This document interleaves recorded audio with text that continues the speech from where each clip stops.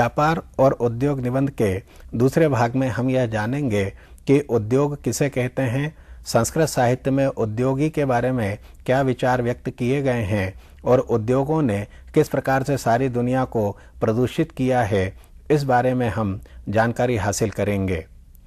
हमने पहले भाग में यह जाना कि व्यापार किसे कहते हैं, व्यापार का विकास कैसे हुआ, व्यापार किस प्रकार से सामाजिक संपर्कों में सहायता करता है, व्यापार किस प्रकार से दो देशों में व्याप्त कटुता को मिटाने का काम करता है, इसे हमने पहले भाग में जाना था। अब दूसरे भाग में हम यह समझते हैं कि व्यापार के कारण से समाज में और कौन कौन सी बुराइयां प्रविष्ट हो गई हैं। तो आगे निबंध में लिखते हैं, यह दुखद है कि आज पश्चिम की भौतिकवादी दृष्टि के अतिरेक के कारण भारत में भी जनजीवन निरंकुश और अविचारित व्यापारिक तलाबाजारी, तस्करी और भ्रष्टाचार आज यहाँ सामान्य बातें हैं। प्राचीन भारतीय मान्यताएं व्यापारवाद की भेंट चढ़ती जा रही है। यहाँ तक कि जहाँ निःशुल्क जल सेवा करने में मनुष्य आत्मतुष्टि पाता था, धनी मानी जन प्याऊ लगवाते थे, वहां अब कितने ही व्यवसाय बुद्धि वाले जन पानी के पाउच बिकवाकर धन बटोरने में लगे हैं। जीवन रक्षक औषधियों के नाम पर नकली दवाइयों का व्यापार हो रहा है। आर्थिक लाभ लेने के लिए गुटखा पाउच के व्यापार में तरुणों और किशोरों को मादक पदार्थों का दास बनाया जा रहा है। ड्रग्स के व्यापार एवं तस्करी ने युवा पीढ़ी की नसों में जहर घोला है। चिकित्सा और शिक्षा जैसी सेवाएं व्यावसायिकता की भेंट चढ़ चुकी हैं। चंद सिक्कों में मिलने वाली हल्दी आज कैप्सूलों में बंद होकर विज्ञापनों के सहारे महंगे दामों में बिक रही है। यत्र तत्र सुलभ निःशुल्क जड़ी बूटियों को व्यापारिक मानसिकता ने टेबलेट और इंजेक्शन बनाकर गरीब के पहुंच से दूर कर दिया है। शिक्षा के व्यावसायीकरण के कारण कितनी ही प्रतिभाएं आवश्यक शिक्षण प्रशिक्षण से वंचित हो रही हैं, जबकि अक्षम और प्रतिभाहीन युवक डोनेशन के बल पर सहज ही ऐसी महंगी संस्थाओं में प्रवेश पा रहे हैं। इस प्रकार चारों ओर व्यापारिकता इतनी हावी है कि मनुष्य का जीवन दूभर हो गया है। स्वामी विवेकानंद ने बहुत पहले इस मानवीय संकट को इन शब्दों में रेखांकित किया था, हम सब व्यापारी बन गए हैं। हम प्राणों का व्यापार करते हैं, गुणों का व्यापार करते हैं, धर्म का व्यापार करते हैं, हम प्रेम का भी व्यापार करते हैं। यह उन्होंने उत्तिष्ठ जागृत अपनी पुस्तक में लिखा है। विचारणीय है कि मनुष्य की यह व्यापारिकता मनुष्य के लिए अभिशाप है। यह न केवल व्यक्ति अपितु संपूर्ण विश्व समुदाय के लिए गंभीर संकट है। नैतिक मानव मूल्यों और कानूनों के साथ ही आत्म संयम द्वारा इस अतिशय व्यापारिकता का नियंत्रण किया जाना चाहिए। इसी में मनुष्यता सुरक्षित है और मानवीय हित संरक्षित है। यहाँ आत्म संयम शब्द प्रयुक्त किया गया है। प्राचीन भारतीय ग्रंथों में इस पर बहुत विचार भी किया गया। साथ साथ हमारे यहाँ यह तथ्य समाज में स्थापित भी था कि अपने आप को संयमित किए बिना हम अपनी इच्छाओं को नियंत्रित नहीं कर सकते हैं। बाजार या व्यापार तो नित्य नई वस्तुओं को मनुष्य के सामने लाएगा ही, लेकिन मनुष्य को चाहिए कि वह अपनी इच्छाओं का दास न बन करके बल्कि विवेकपूर्ण उपयोग करे। वस्तुओं का उपभोग वह विवेक रख करके ही करेगा, तो ही वह बाजार या व्यापार से मुक्ति पा सकता है। निबंध में आगे लिखते हैं कि व्यापार को यदि समाज सेवा का माध्यम बनाया जाए तो वह सामाजिक सुख शांति का सर्वोत्तम आधार सिद्ध हो सकता है। इसलिए डेनियल डिफो ने लिखा है, संस्कारित व्यापारी राष्ट्र का सर्वश्रेष्ठ भद्र पुरुष होता है। कैनेडी के अनुसार व्यापारी लोग विशेषतः 3 बातें कर सकते हैं: कम लागत व कीमतों में श्रेष्ठतर उत्पादनों में श्रेष्ठतर उत्पादक क्षमता द्वारा प्रतिस्पर्धात्मक बने, निर्यातशील बने और अंततः शांत बने। इस प्रकार व्यापार व्यक्ति, समाज एवं राष्ट्र की सेवा का सर्वोत्तम माध्यम भी है। अब यहाँ प्रश्न उठ सकता है कि व्यापार के माध्यम से समाज सेवा किस प्रकार की जा सकती है। तो हमें यह बात याद रखनी चाहिए कि जब भारत देश गुलाम था, उसकी आज़ादी का कोई रास्ता नहीं सूझ पड़ रहा था, तब महात्मा गांधी ने लोगों के हाथ में एक छोटा सा साधन दिया था, चरखा। महात्मा गांधी यद्यपि नहीं जानते थे कि चरखा कहाँ मिलेगा, लेकिन उन्होंने उसकी खोज की, भारत देश में प्राचीन काल से चरखा वस्त्र का आधार रहा है, तो महात्मा गांधी ने इस चरखे का पुनरुद्धार किया। और साथ में क्या किया? महात्मा गांधी ने कहा कि जो इस चरखे के बने हुए वस्त्र पहनेगा उसे स्वतंत्रता सेनानी माना जाएगा। तो एक तरफ तो उन्होंने लोगों को आर्थिक आधार दिया, स्वावलंबी आधार से जीवन जीने का, उनके हाथ में जो गरीब लोग थे कुछ पैसे पहुँचे इसकी व्यवस्था की। साथ में उनके द्वारा बनाए हुए वस्त्र कौन पहनेगा, तो उसकी व्यवस्था उन्होंने कर दी कि भाई जो आज़ादी आंदोलन में भाग लेगा वह खादी के वस्त्र पहने। और इसके बाद में उनको लगा कि इस चरखे का और इस खादी का प्रचार करना चाहिए, तो उन्होंने कहा कि भारत देश का जो तिरंगा होगा वह खादी का बना हुआ होगा, और उसके बीच में जो चिन्ह बनाया वो चरखे का था। इतना महत्वपूर्ण विषय महात्मा गांधी ने बड़ी खूबसूरती से लोगों के सामने प्रस्तुत किया और लोगों को बता दिया कि एक सामान्य सा वस्त्र आज़ादी का बाना किस प्रकार बन सकता है, और उसे वास्तव में उस वस्त्र को त्याग का प्रतीक समझा जाने लगा। यदि अंग्रेज सरकार के सामने कोई एक खादी की टोपी भी पहनकर चला जाता तो अंग्रेज सरकार उसको तत्काल गिरफ्तार कर लेती थी कि भाई यह स्वतंत्रता सेनानी है। इस सामान्य से वस्त्र को महात्मा गांधी ने जो ऊंचाई प्रदान की, वास्तव में वह समाज सेवा का अप्रतिम उदाहरण है। व्यापार भी किया और साथ में समाज सेवा भी की और इस देश को आज़ाद भी कराया। तो यह हमें बात ध्यान में रखनी चाहिए कि व्यापार और समाज सेवा एक दूसरे के पूरक बनते हैं तो देश में सुख, शांति और समृद्धि आती है। आगे निबंध में लिखते हैं कि व्यापार व्यक्ति, समाज एवं राष्ट्र की सेवा का सर्वोत्तम माध्यम है। यह वह दुधारी तलवार है जिससे हम सामाजिक हितों का संरक्षण भी कर सकते हैं और उसके अविवेकपूर्ण स्वार्थी प्रयोग से सामाजिक सुख शांति को तार तार भी कर सकते हैं। अतः व्यापारिक दृष्टि का विवेकपूर्ण सदुपयोग किया जाना चाहिए। यही सच्चा व्यापार है और यही महान व्यापारी की कसौटी भी है। नैतिक मूल्य विहीन व्यापार व्यक्ति, समाज, राष्ट्र और विश्व सबके लिए घातक है। अतः व्यापार में मानव मूल्यों का व्यवहार अनिवार्यतः किया जाना चाहिए। व्यापार के लिए सामग्री उद्योगों से मिलती है, अतः व्यापार का आधार उद्योग है। उद्योग शब्द हिंदी में अनेकार्थी है।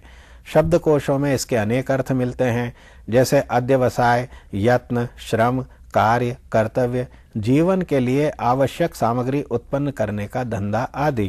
हिंदी के इस पुल्लिंग शब्द को अंग्रेजी में इंडस्ट्री कहा गया है। वहाँ इसका अर्थ जनोपयोग के लिए सामान तैयार करने का कार्य है।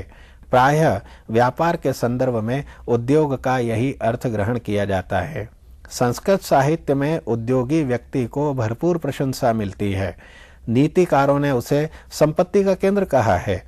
कामंदकीय नीति सार के अनुसार उत्साही एवं बुद्धिमानी उद्योगी व्यक्ति समुद्र के समान होता है। उसमें लक्ष्मी रूपी नदियां स्वयं प्रविष्ट होती हैं। संस्कृत का एक श्लोक है, धीमानोत्साह संपन्नो अध्यवसाय समन्वितः भाजनम परमम श्रीणामापामिव महार्णवः। उद्योगी के इस अर्थ में परिश्रमी होने का भाव भी छिपा है, किंतु आधुनिक अर्थशास्त्रीय संदर्भों में उद्योगी का अर्थ उत्पादन के उपादानों का नियोक्ता होने से है।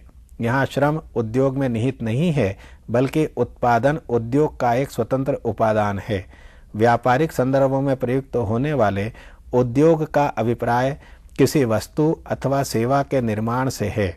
अतः स्पष्ट है, उद्योग का जन्म भी मानव सभ्यता के जन्म के साथ हुआ है। आधुनिक संदर्भों में उद्योगों का पारस्परिक सहयोगात्मक सहमति से औद्योगिकरण की आधारशिला पर विकसित हुआ है। इसलिए इस संदर्भ में औद्योगिकरण को समझना आवश्यक है। आधुनिक व्यापार में औद्योगिकरण का विशेष स्थान है।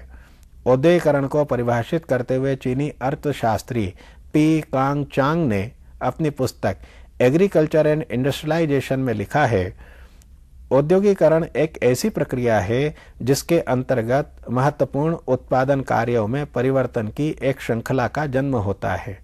इस प्रक्रिया के अंतर्गत वे समस्त परिवर्तन सम्मिलित होते हैं जो किसी उपक्रम के मशीनीकरण, किसी नवीन उद्योग की स्थापना, किसी नए बाजार में प्रवेश तथा किसी नए प्रदेश के विदोहन के फलस्वरूप घटित होते हैं। यह एक प्रकार से ऐसी प्रक्रिया है जो पूंजी को गहनता ही नहीं प्रदान करती बल्कि उसे व्यापकता भी प्रदान करती है।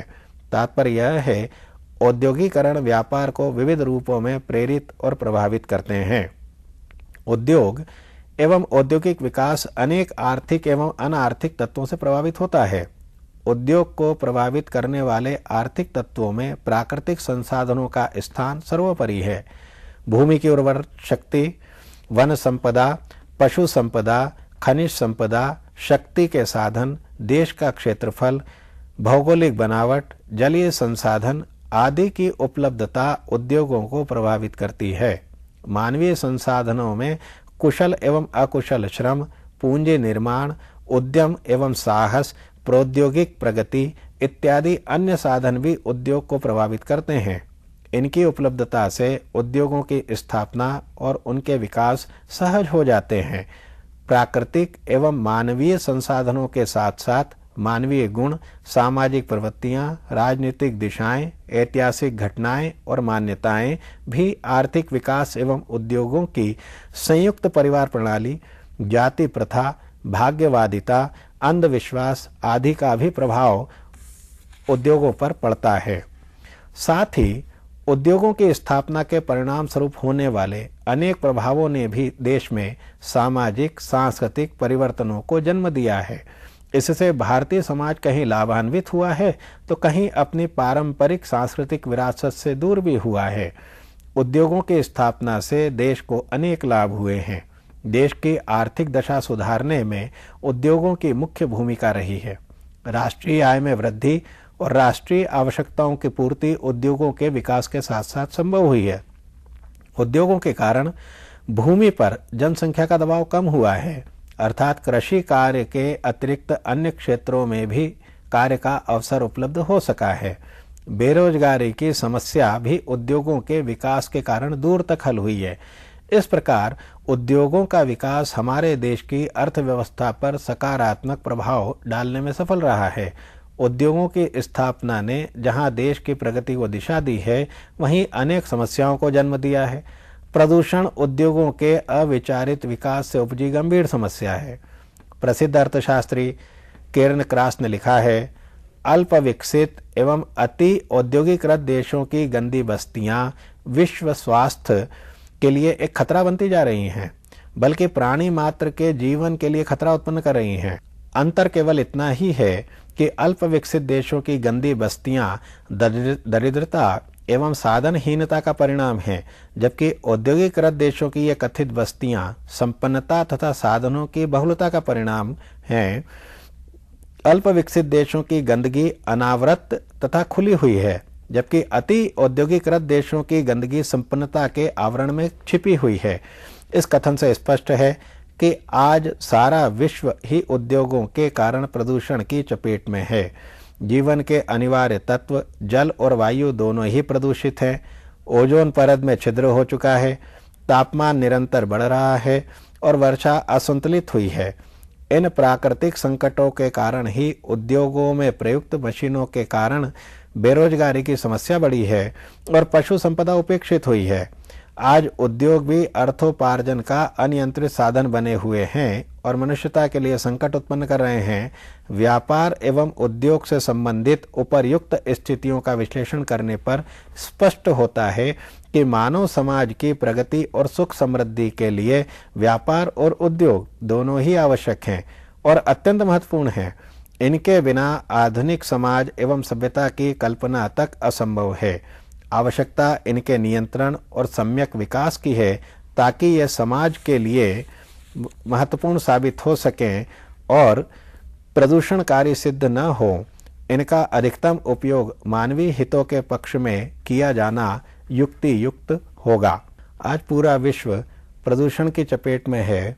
यह समस्या पूरे विश्व में एक साथ उभर कर सामने आई है और इसके मूल में यह देखा जा रहा है कि उद्योग ही इसके कारण हैं।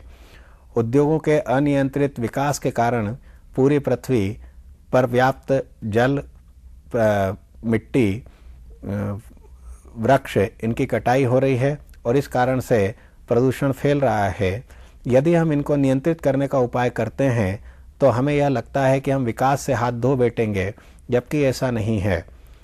हम यह जानते हैं कि उद्योग मनुष्य के लिए आवश्यक है, लेकिन हमें आज सर्वाधिक ज़रूरत है यंत्र विवेक करने की।